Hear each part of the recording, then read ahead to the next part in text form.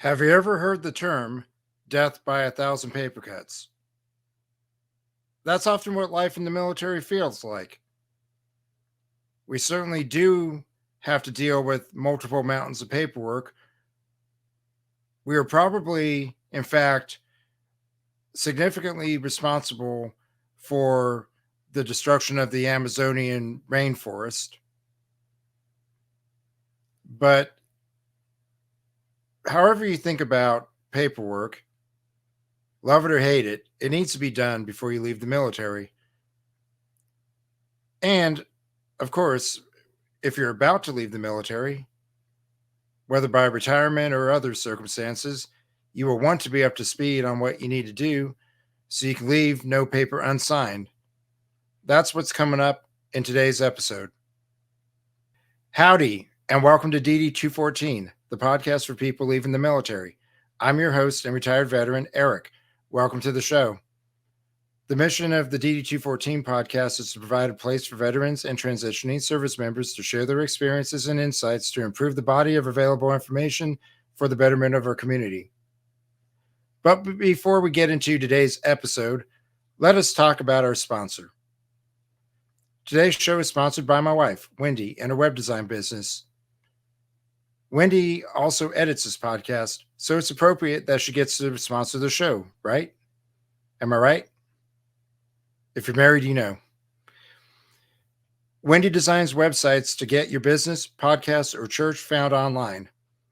An expert with Elementor and WordPress, among other programs, she designs custom websites to level up your online presence and to boost your business. They are very bespoke websites. If you're looking for a fresh website or someone to maintain your current site, head on over to wendycoop.com and get a free good fit call. That's wendycoop.com. And yes, her name is Wendy with a Y, wendycoop.com. Now back to the show. I'm thinking through the plethora of paperwork that I had to submit to retire, and I decided to do a quick Google search last night. Of course, the first thing that popped up was from military.com. Now, military.com is a good website, and there's a lot of goodness. This one seemed to be a little bit light in the content.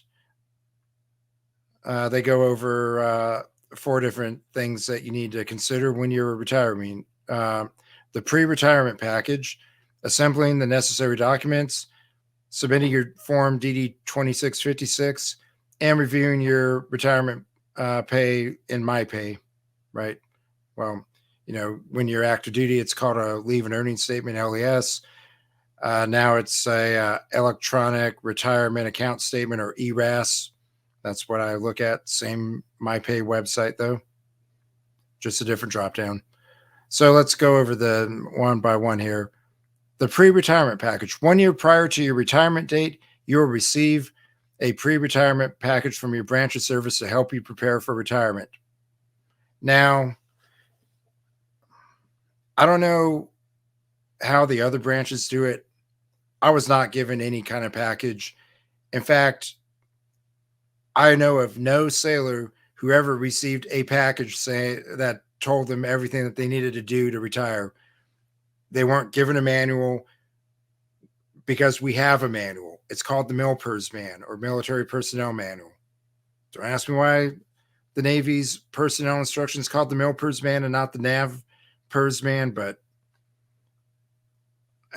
maybe a yeoman or an admin officer or a personnelman or a personnel specialist, maybe somebody in one of the admin ratings can help me out on that, because I have no idea why it's called the MILPERS Man, because it's certainly only a Navy specific document.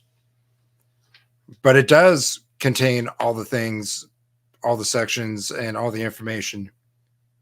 You just have to look through it a little bit on your own, or if you have a good, if you're enlisted and you have a good chief who's savvy on the admin stuff, they'll help you out with it. And certainly admin will definitely put something together for you. But I was never given any kind of pre-retirement package. I don't know what that is. Again, maybe that's something enlisted sailors get and that I wasn't aware of. Uh, we, as an officer, we typically let the chiefs handle certain things, and we try not to get more involved in day-to-day interactions or day-to-day aspects of enlisted sailor life than we absolutely need to. It's nice to give them their space and we have our space and we work together, and if we do it right, well, anyway, that's a leadership discussion, a little bit outside the scope of where I'm going here. Assembling your documents. You should begin to assemble your documents no later than 6 months in advance of your target separation date. Below are the key documents needed to confirm your eligibility to compute your retirement benefit, retirement order, separation data, statement of service. Okay, I'm up here in my office, and I think over in my bookshelf that I'm looking at over there, on the bottom shelf, I've got a couple of binders, has my whole service record in there. I also have it backed up in my computer. I have every single uh, fitness report I ever received. I've got every single citation for any awards I received. I have hard copies of every qualification letter, all that stuff. But if you're not worrying about your record, your service record, until 6 months before you separate, you're way behind. Way behind. That's something that every sailor E1 to O10 is taught to maintain always. So, and if you did that right, everything's there. You're ready to go and ready to get that DD214 drafted. Your form 2656. So DD2656 that pertains to the survivor benefit plan. So if you're married, like I am, there's a couple of options. It's kind of like the Matrix. You have a blue pill and a red pill, and one of those is you sign it by yourself and you elect to receive the survivor benefit plan. What that means is you give up 10% of your pension, but if you die before your spouse will continue to receive an annuity until either the spouse dies or gets remarried. It's a solid program, and certainly a lot of folks use it and have benefited from that. Once a service member passes and the spouse at least has income coming in for life, or until they change marital status. Now, in our case, we talked about it and we decided that we did not want to do that. So that required Wendy to have to sign the 2656 before we sent it up. And not only did she have to sign it, but we had to do it in front of a notary. So spouse gets a vote on that. Okay. There might have been a time when that wasn't the case, but spouse always gets a vote on that one. It is important, though. Your first retirement payment. Okay. I don't know if I did anything extra to make sure my first retirement payment was correct, but it reads here in the military.com article, normal processing time for establishing a retirement pay account is 30 days after the receipt of all necessary documentation. If DFAS receives a complete DD 2656 and all necessary documentation by the date of your retirement, you will be paid 30 days after that date. And we had all that. We had all of that in, I believe, October. I retired in January. So we were solid on that. Never had any issues with that. What I did have an issue, though, was with receiving my final pay on the day of retirement. I did not get that for another 2 weeks because I miscalculated how many days of leave I had on the books, and I took one too many, and that held things up a little bit. And the funny thing was, about a year later, I got a letter from DFAS telling them I owed them a whole day's worth of pay, and I did nothing about it. I just put that aside and went, okay, I got bigger fish to fry. I'll get to that when I get to that. 3 weeks later, I got another letter. Whoops, my bad. You're good. No worries. So my pay was settled. I haven't heard anything from them since on the matter. So there's that. Now let's see what I ran a quick check through some things, and I went through how it went for me. So one list I found stated it starts with the eligibility check. Okay, if you're eligible or not. You know when you're going to be eligible. That's 20 years of service.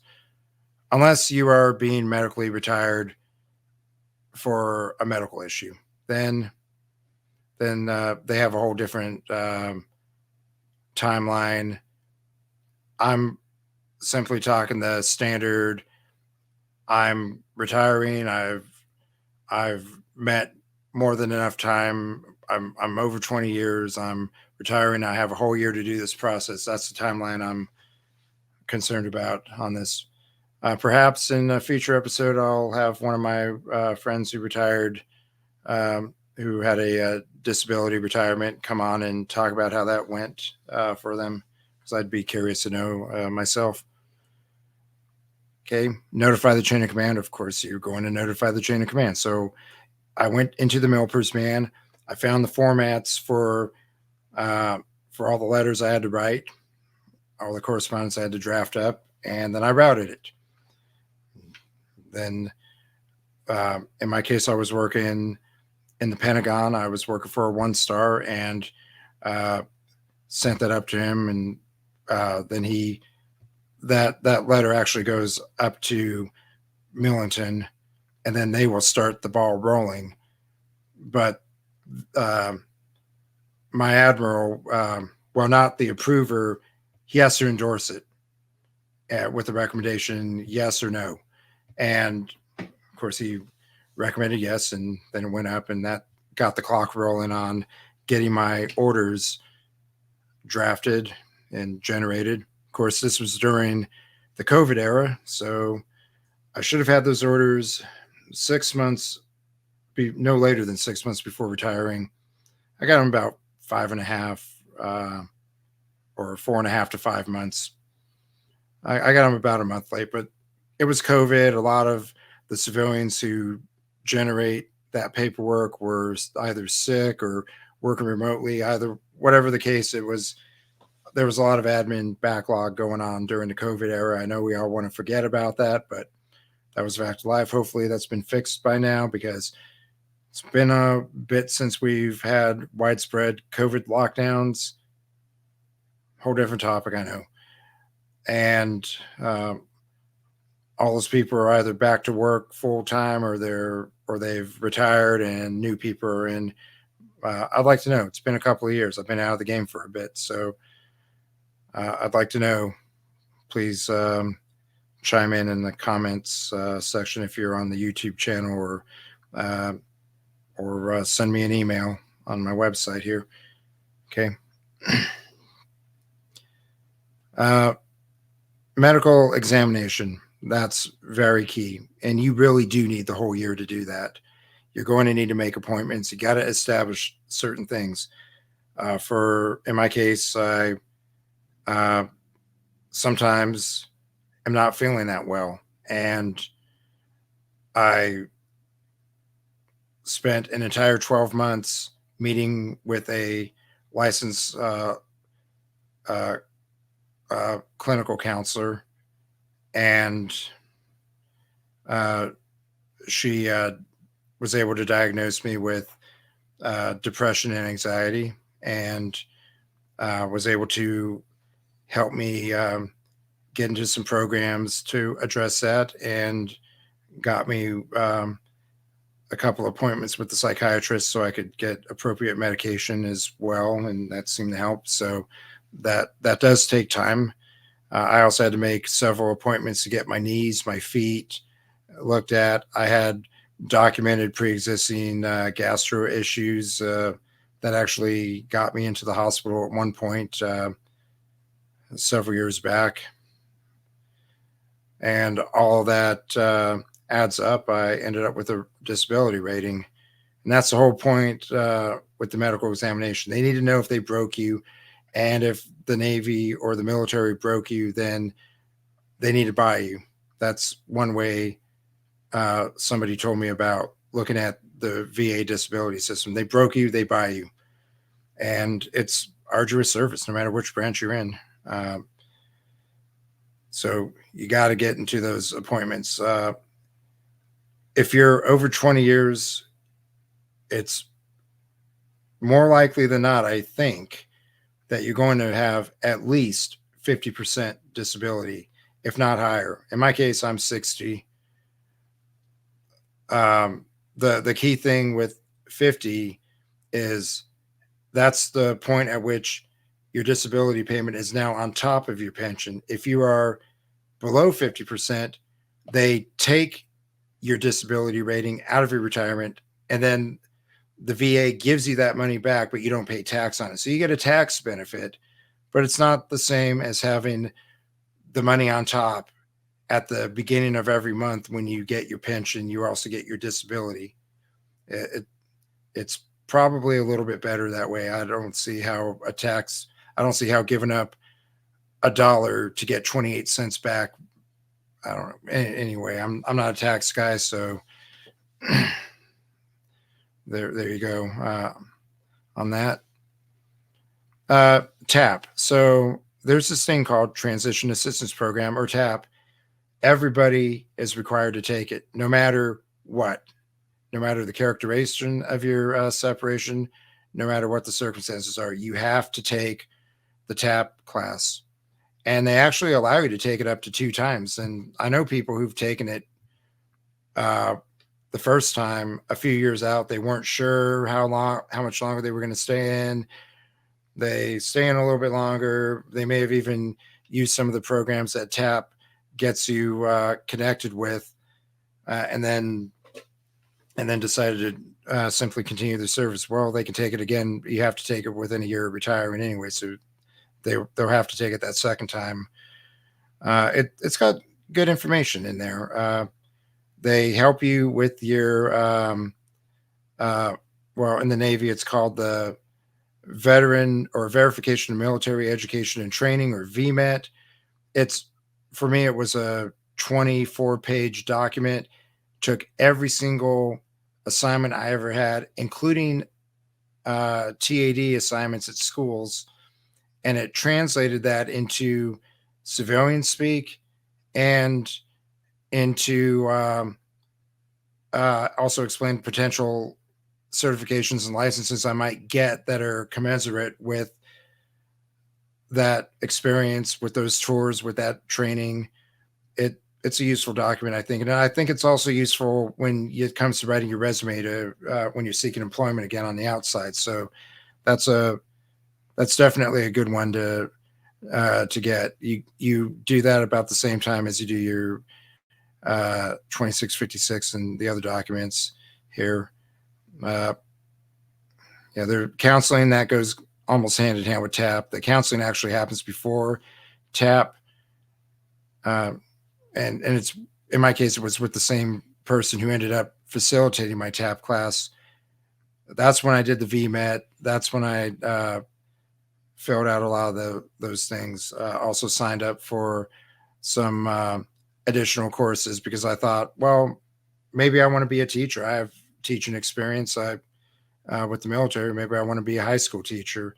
So I took a day-long course on Boots to Classroom is what it's called. And I had thought about that several years back when I was midway through my career, and I actually thought about resigning my commission and pursuing teaching. So I'd actually gotten on their mailing list way back when on that. So that was kind of nice. And then I thought, well, maybe I'll be an entrepreneur. My wife is an entrepreneur. So I took the entrepreneur track. Turned out to be more about how to get a SBP loan so you can buy a franchise. Not for me. Honestly, it might be for you. I don't think that's really for me. I don't see myself buying a franchise or anything. I want some autonomy in my post-military career, not being told which vendors I have to buy my hamburgers from or whatever. Anyhow, uh, like I said earlier, once your retirement request goes all the way to Millington with the first star in your or first flag in your chain of commands endorsement, then they're going to write your orders. I should have had my orders 6 months out, which I needed to have to get into the Onward to Opportunity program, which I'll talk about here shortly. Uh, that was something I learned about in TAP class, and I really wanted to do, but I needed to have those orders. Uh, thankfully I had a friend at the time who was up in Millington, and I reached out to her and said, "Hey, I'm trying to really want to retire on the 1st of January, and that's not, um, uh, I should already have my retirement orders." While that, and there was challenges again because of COVID, and magically about 3 weeks later, I had my orders. So about 4.5 to 5 months out, I had my orders in hand, and I was able to enroll in Onward to Opportunity and go. So what is Onward to Opportunity? Well, I was thinking about getting a project management professional certification or through the Project Management Institute. And there's a class that I took that cost me nothing to me. It's a program that's run by an organization called the Institution for Military Families and Veterans, uh, or let me say that again. Start over again. It's a program called Onward to Opportunity, and I wanted to pursue a project management professional certification or through the Project Management Institute or PMI. And Onward to Opportunity is a program that's run by an organization called the Institution for Military Veterans and Families, or IMVF, and they are administered at Syracuse University. They are entirely funded by private contributions. Their largest donor at the time, I believe, was Walmart. I think Home Depot might also be one of the major benefactors to this program.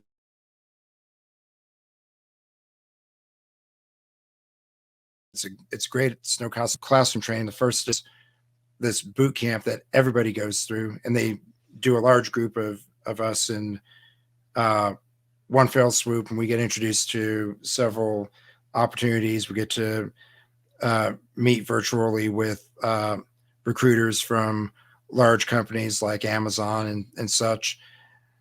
The biggest things I got out of it personally were from two organizations. One's called American Corporate Partners. They are people in the corporate world who want to mentor and help military personnel transition into the corporate world. They assign mentors, and I had a great 6 month go at it with my mentor. He was a gentleman up in Philadelphia, great guy, never served a day in the military, but he had all kinds of pearls of wisdom to impart on me about what life is like when you're not in the military anymore. And it's a good opportunity. In fact, I recently became a mentor myself, and I'm helping out a fellow who's transitioning out of the Army right now, and was asking for a mentor. I don't know what I'll be able to provide for him, but I'll be happy to share my experiences and see what he wants to do and help him develop a game plan. So that'll be cool. And then the other one's Hiring Our Heroes. They're great.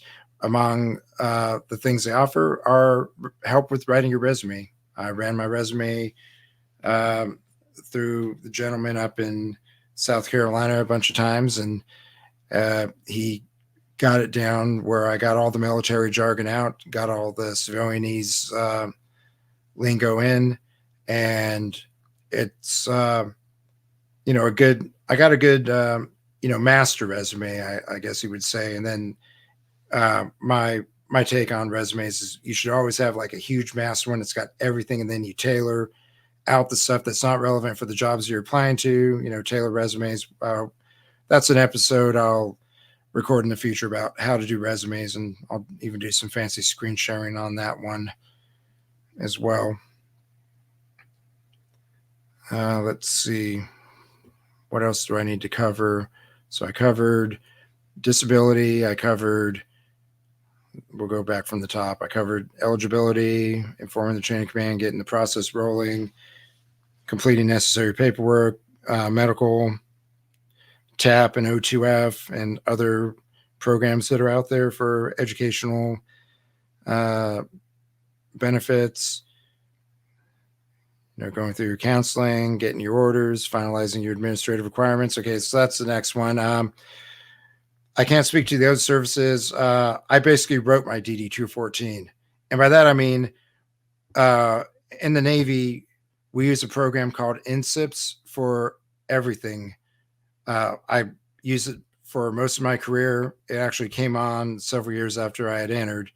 So we went from doing everything on paper to being able to scan things into PDFs and sending them up that way through INSIPS. And that included every time I needed to take leave, I would put in my leave request through INSIPS. When I was an approver of leave requests, I would approve them in INSIPS. We had a version for shore facilities. We had a version for ships called INSIPS Afloat. And even when I got divorced, I updated my marital status in INSIPS. When I got married again, I updated my marital status, uploaded copies of my wedding certificate and all that good stuff in there. And I wrote my DD214 in there. Now, that doesn't mean I just, you hear about the stolen valor people who take liberties with altering their DD214, things like that. No, you have to have your record. That goes back to what I said earlier. Your whole career, you need to maintain your service record, and you need to take that with you everywhere. And you need to be able to back up every award that you claim, every deployment you've been on. That all matters.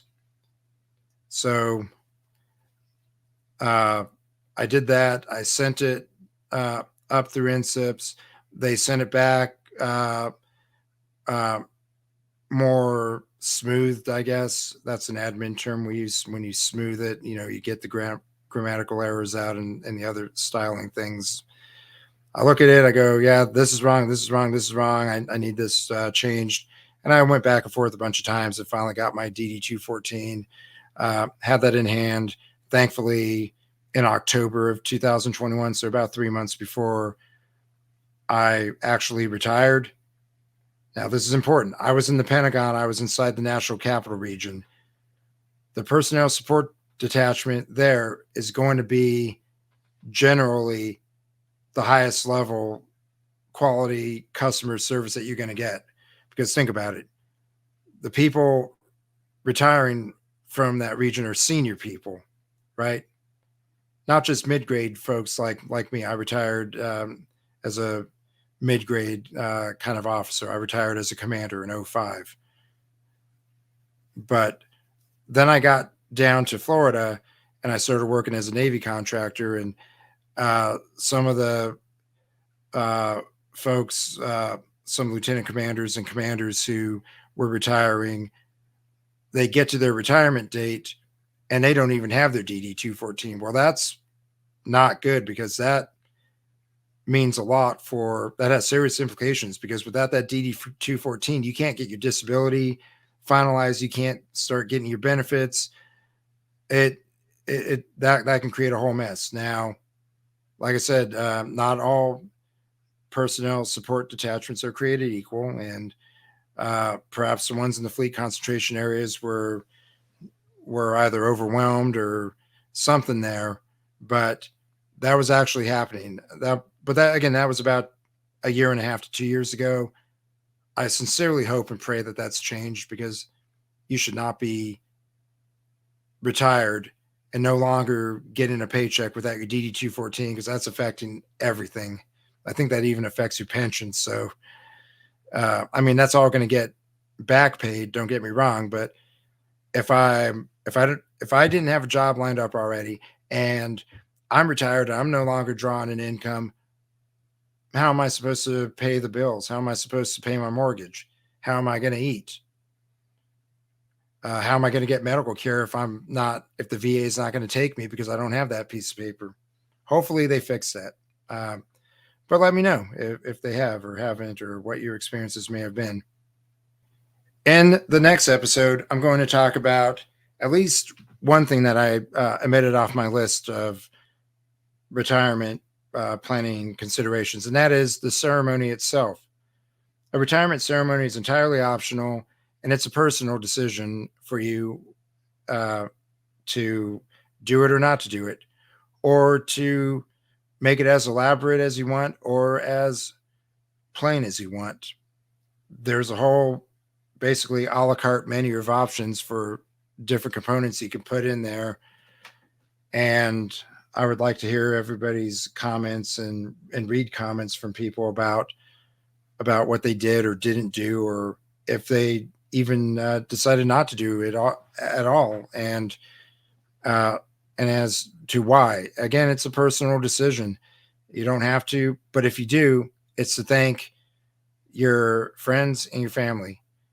You didn't make it this far in life without people helping you along the way. And at some point, it's very appropriate to thank them, especially when it's something as significant as taking off the uniform after 20 plus years and switching it for a different set of attire. And then long term, I do want to evolve this podcast from being a solo, which I'm doing right now, to one where I interview people. So I do have a calendar created, and I will eventually share that link, and you can sign up, and it'll probably be maybe 2 or 3 hours total of your time between us touching base and actually recording.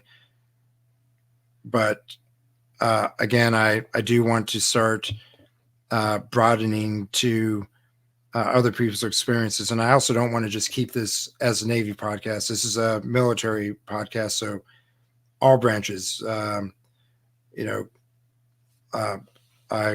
want to talk with people from the Coast Guard, the Army, the Air Force, the Marine Corps.